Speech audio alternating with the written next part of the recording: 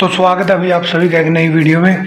जैसा कि पिछली वीडियो में मैंने बोला था कि हम ऑल इंडिया टूर पर जा रहे हैं, तो उसकी पैकिंग के लिए देखो बहुत सारा सामान है, तो क्या लेकर जाए क्या ना लेकर जाए, इसी कंफ्यूजन में बहुत सारे दिन निकल गए हैं।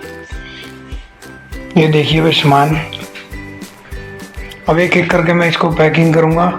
ये मैंने रख लिए हैं, 2 नोटबुक रख लिए हैं जो कल हमें दी गई थी किट में। इसके अलावा जो 7-8 शर्ट हैं, ये जो गोवा में घूमने वाले कपड़े हैं, कैप रख लिए 2, टॉवल है, और वही ये जो 1-2 जैकेट रख लिए है, 1-2 पैंट रख लिए है, 4-5 कार्गो रख लिए हैं, लोअर रख लिए हैं, बेल्ट रख लिए है, चश्मे हम लेके आए हैं कल और कुछ मेरे पास पड़े थे, 4-5 चश्मे रख लिए हैं।